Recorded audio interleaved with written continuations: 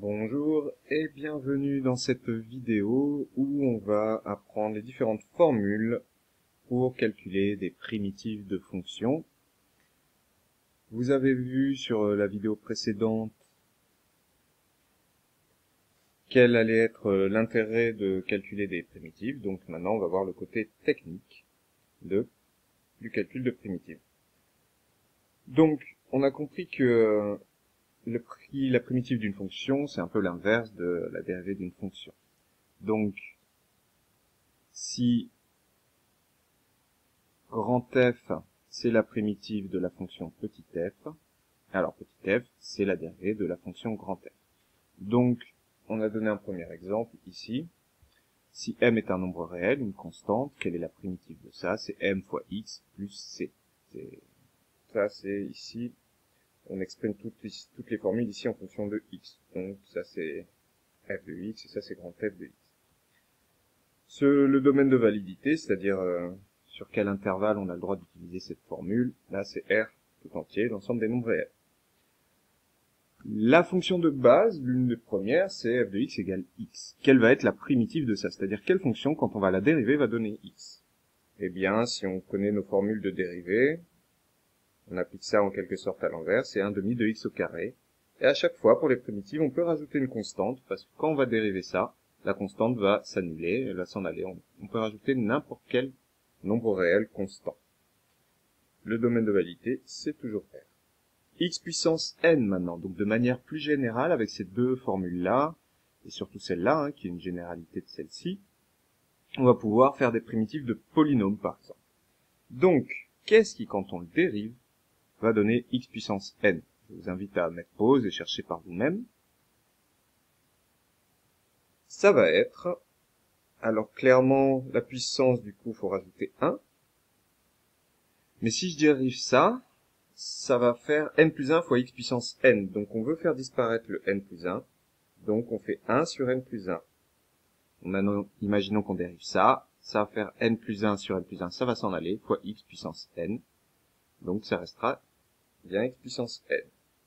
Ça, toujours ce même domaine de validité. Ici, on ne peut pas préciser que n, c'est un nombre entier naturel. Même si dans l'absolu, on peut l'utiliser pour pas mal de nombres entiers négatifs également. Qu'est-ce qui, quand on le dérive, donne 1 sur x? Eh bien, on l'a vu cette année. Qu'est-ce qui, quand on le dérive, donne 1 sur x? C'est ln de x. Alors, cette fois-ci, le domaine de validité, c'est 0 plus l'infini, parce que ln de x, c'est défini sur 0 plus l'infini. On note ça aussi, parfois, de manière plus pratique. R+, ça c'est des nombres positifs, et étoile, c'est quand on interdit la valeur 0. R plus étoile. On continue avec la fonction qui à x associe 1 sur racine de x. Qu'est-ce qui, quand on le dérive, donne l'inverse de la fonction racine carrée? Eh bien, c'est la fonction racine carrée. À peu près. Mais pas tout à fait. Si je dérive la fonction racine carrée de x, ça va donner 1 sur 2 racine de x. Donc, comme ici, dans ma formule, il n'y a pas de 2, il n'y a pas le nombre 2 ici, c'est-à-dire que là, je dois le mettre à gauche. Donc, si vous dérivez pas ça, ça va faire, je vais le mettre entre parenthèses, mais je vais laisser effacer tout de suite après, 2 fois 1 sur 2 racine de x. Et donc, vous voyez bien qu'effectivement, le 2 et le 1/2 ici vont se simplifier. Donc, voilà ce que ça donne ici. On est sur quel domaine de validité? Le même que précédemment, les nombres positifs sous la racine carrée, et la valeur 0 est interdite ici, donc on ne va pas la considérer là. Enfin, exponentielle de x. Alors, j'ai oublié les constantes à chaque fois. On rajoute une constante. On peut toujours rajouter. Il n'y aura pas grand intérêt dans nos applications, sauf si on nous le demande précisément, de rajouter une constante. D'accord? On rajoutera pas de constante. Ça complique pour rien. Qu'est-ce qui, quand on le dérive, donne exponentielle de x? Eh ben, on sait que c'est exponentielle de x plus n'importe quelle constante. Cette fois-ci, on a de nouveau tout le domaine de validité qu'on souhaite. on va pouvoir voir du coup quelques exemples parce que évidemment on appliquera dans les exercices ces formules-là à des polynômes, à des sommes. Donc on peut voir déjà quasiment le début du tableau suivant, surtout ces deux premières lignes là. C'est que si vous cherchez à faire la primitive de la somme de deux fonctions, ça sera assez simple. On va donc faire la primitive de u plus la primitive de v, et on pourra rajouter ici une constante. D'ailleurs, je devrais le mettre ici. C appartient à R, c'est toujours une constante. Du coup, voyons quel exemple on a dans la remarque. Ça, c'est un exemple ici où on multiplie par une constante la fonction. Donc, vous voyez que on va essayer de calculer la primitive de ici, x puissance n. On va utiliser cette ligne de notre tableau, mais on n'a pas tout à fait x puissance n, on a 19 fois x puissance n. Mais peu importe, comme nous le dit la deuxième ligne du prochain tableau, si vous multipliez ici la fonction dont vous voulez chercher la primitive, si vous la multipliez par une constante k, eh bien, quand vous trouvez la primitive, vous avez aussi à la multiplier par k fois u, plus une constante. Donc ici, comment on va calculer la primitive de ça? Eh bien, on va déjà la noter f majuscule, par convention, f de x. Donc, la primitive de x puissance n, on a vu que c'était 1 sur n plus 1 fois x puissance n plus 1. Donc, ici on applique cette formule-là. La primitive de x puissance n, c'est 1 sur n plus 1 fois x puissance n plus 1. Mais on n'oublie pas que là on a fait fois 19 à la fonction, donc on fait fois 19 à la primitive. Donc en quelque sorte, le 19 ici je peux le monter directement au numérateur, ce sera plus simple pour la rédaction. Donc, j'ai ma primitive. Je peux rajouter une constante. Donc, quand j'ai mis plus c, je peux mettre plus 5, si vous voulez, plus racine de 2, plus pi, peu importe. Quand on va dériver ça, le 5 va s'en aller.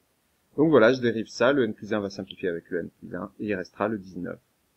Je peux essayer de trouver d'autres exemples. Je vais vous montrer quelques exercices qu'on peut faire là-dessus. Alors du coup, on aura deux types d'applications, juste pour appliquer ce tableau-là. Une première application, on va nous demander, est-ce que ça, cette fonction grand F, est la primitive de cette fonction petit f? Donc dans ce cas-là, on n'a pas les formules à utiliser, pas ce tableau-là. Il suffit de dériver ce grand F pour voir si on retombe sur le petit f. En revanche, là où on va appliquer ces formules-là et ce tableau, c'est dans des exercices comme ici. Vous voyez, ici, on cherche donc la primitive de x au cube moins 2x plus 2. Ici, on cherche la primitive de x plus 2 plus 1 sur x cube. Donc, comment on fera cet exercice 43? On cherchera la primitive de x au cube, et on fera moins 2 fois la primitive de x plus la primitive de 2. Là, même chose, on fait la primitive de 2 plus la primitive de x plus la primitive de 2 plus la primitive de 1 sur x au cube. Pourquoi? Parce qu'on utilise le fait que quand vous cherchez les primitives d'une somme de fonctions, vous faites chaque terme séparément. Considérez ça comme une somme de 3 fonctions. Et donc, on utilise à chaque fois des lignes du tableau différentes, potentiellement. Ici, c'est la même chose. On va chercher la primitive de e de x. On va faire ça fois 3. On va chercher la primitive de 3x. On va chercher la primitive de moins 1. En revanche, ici, la formule, elle marche pas quand on a un quotient. Si on a un quotient de deux fonctions, c'est pas la primitive de cette fonction divisée par la primitive de celle-là. On va avoir de nouvelles formules qui correspondent au deuxième tableau qu'on a ici dans le cours. Et c'est ces formules-là qui seront plus compliquées et qu'on va voir dans une prochaine vidéo. On peut conclure cette vidéo avec un autre petit exemple qu'on va trouver par nous-mêmes. Alors, improvisons-le. Exemple. Comme ça, vous pourrez faire pause et le chercher par vous-même. Si f de x égale, voyons, on va faire 1 demi de e de x moins 3 x puissance 7 plus 5 sur x puissance 3. C'est très rare que vous aurez vraiment à étudier une fonction comme ça, mais au moins ça nous permet de voir la technique. Alors, sa primitive.